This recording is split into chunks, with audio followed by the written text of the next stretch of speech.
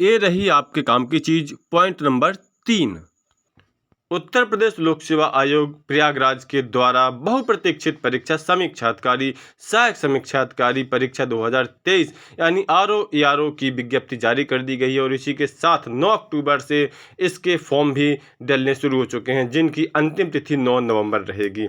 जैसा कि हम सभी को पता ही है कि सहायक समीक्षाधिकारी और समीक्षाधिकारी की विज्ञप्ति हर साल एक साथ ही आती है और इस परीक्षा को यानी इन पदों को पीसीएस के समकक्ष माना जाता है। इनका विशेष आकर्षण इस वजह से होता है क्योंकि एकमात्र ऐसी पीसीएस लेवल की परीक्षा होती है जिनमें कि परीक्षार्थियों को इंटरव्यू फेस नहीं करना पड़ता, यानी सिर्फ प्रारंभिक और मुख्य परीक्षा के बाद ही अंतिम रूप से चयन हो जाता है।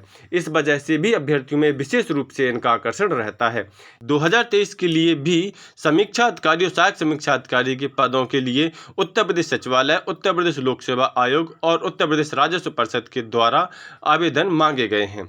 गौरतलब है कि ये दोनों परीक्षा यानी आरओ और एआरओ परीक्षा एक साथ ही जारी होती है और इनका रिजल्ट भी एक साथ ही आता है, लेकिन इनमें सबसे बड़ा अंतर जो है वो है कि समीक्षा अधिकारी की मेरिट लगभग 20 अंक ज़्यादा जाती है और सहायक समीक्षा अधिकारी यानी ईआरओ की मेरिट आरओ की मेरिट से लगभग 20 अंक कम जाती है। यही वजह है कि एक ही स्तर की परीक्षा और एक ही परीक्षा योजना होने के बावजूद ईआरओ में चयन होना काफ़ी आसान माना जाता है। लेकिन पिछले कई सारे सालों में कई सारे कैंडिडेट ऐसे भी हैं जिनका जो प्राप्तांक है यानी जो मेरिट है वो ईआरओ के मेरिट से बहुत ज़्यादा रही है, लेकिन इसके बावजूद भी उनका अंतिम रूप से सिलेक्शन नहीं हो सका है।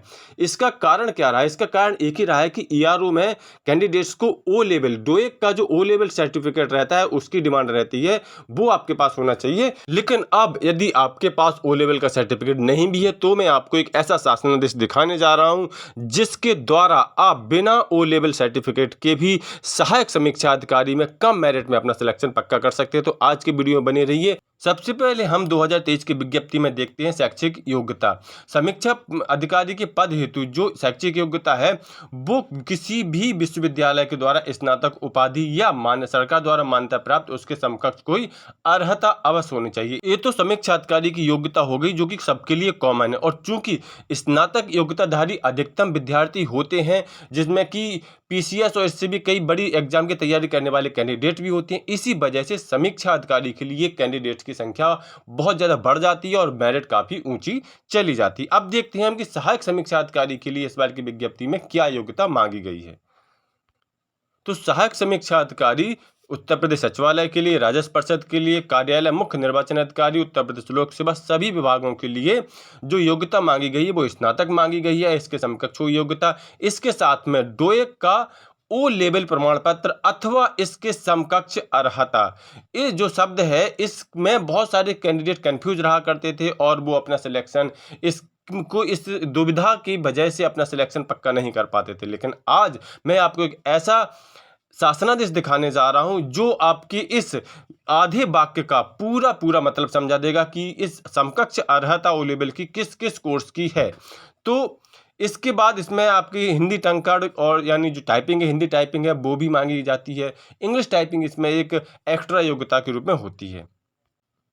वही सारी योग्यता उत्तर प्रदेश लोक सेवा आयोग के लिए भी एआरओ के लिए है। इसमें भी ओ लेवल लिखा है लेकिन साथ में समकक्ष योग्यता आपके पास होनी चाहिए। हालांकि लेखा विभाग में जो सहायक समीक्षा अधिकारी होती है उसके लिए ओ लेवल की जरूरत नहीं है, लेकिन उसके लिए आपके पास बात करते हैं कि हम बिना ओ लेवल के भी कैसे एआरओ में अपना सिलेक्शन पक्का कर सकते हैं कि हम बिना ओ लेवल के भी कैसे आप देखेंगे एआरओ में अपना सिलेक्शन पक्का कर सकते हैं। तो इसी 2023 की विज्ञप्ति में डोएक सोसाइटी द्वारा प्रदत्त ओ लेवल प्रमाण पत्र की समकक्षता के संबंध में प्रदत्त ओ लेवल नंबर दिया गया है जो कि 5 मई 2022 को जारी किया गया नंबर दिया गया है जो कि 5 मई 2022 को वो जारी किया गया था। उसमें सारे कोर्सों के नाम लिखे हुए हैं। ये शासनादेश कोर्सेज शासनादेश.com वेबसाइट से प्राप्त कर सकते हैं। शासनादेश.com उत्तर प्रदेश सरकार के सभी शासनादेशों की ऑफिशियल वेबसाइट है जहां शासनादेश.com उत्तर प्रदेश सरकार के सभी शासनादेशों की ऑफिशियल वेबसाइट है जहां जाकर के आप किसी भी विभाग का आपको बताने वाला हूं जिसमें की वेबसाइट से डोएक के ओ लेवल प्रमाण पत्र अभी आपको बताने आयोग ने किन किन प्रमाण पत्रों को माना है। डोएक के ओ लेवल प्रमाण पत्र के समकक्ष आयोग ने किन किन प्रमाण पत्रों को माना है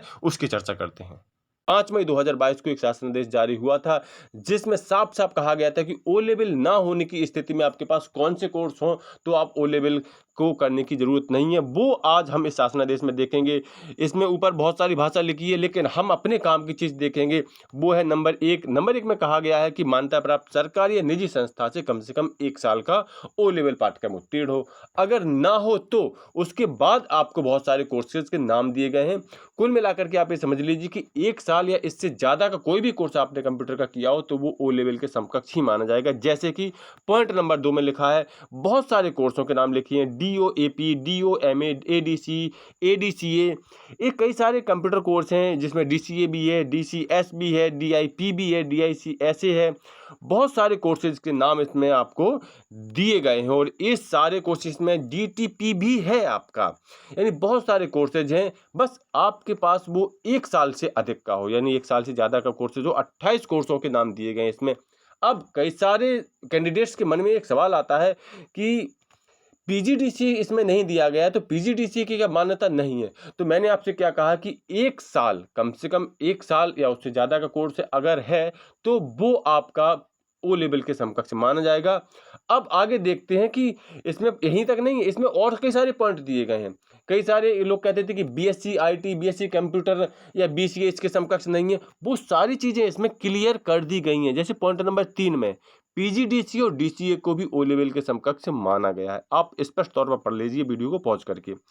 चौथे नंबर के पॉइंट में आपका यूपी डेस्को का कोर्स भी ओ लेवल के समकक्ष माना गया है। और जो पॉइंट नंबर 5 तो और भी इंपॉर्टेंट है। अगर आपने स्नातक, चाहे आपने बीए किया हो या बीएससी किया हो, 1 साल, कम से कम 1 साल कंप्यूटर को आपने एज ए सब्जेक्ट के रूप में लिया है, तो आप उसके समकक्ष हो गए हैं।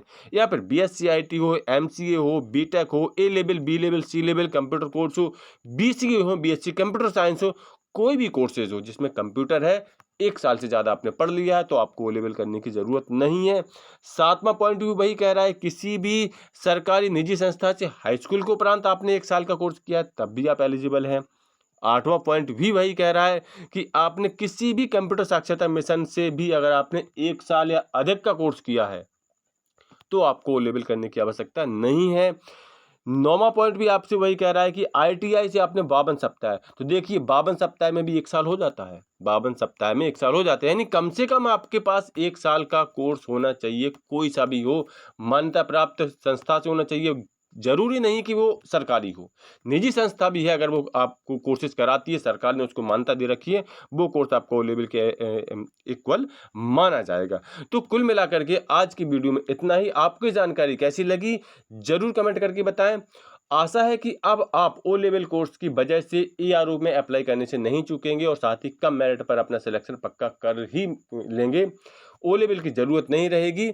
अब आपके कोई कन्फ्यूजन नहीं रहनी चाहिए। शासनादेश मैंने आपको दे दिया है। आप चाहे तो इस शासनादेश को शासनादेश.up.gov से आप खुद ही डाउनलोड करके इसको देख सकते हैं और श्योर हो सकते हैं। मिलते हैं अगली वीडियो में, तब तक के लिए नमस्कार।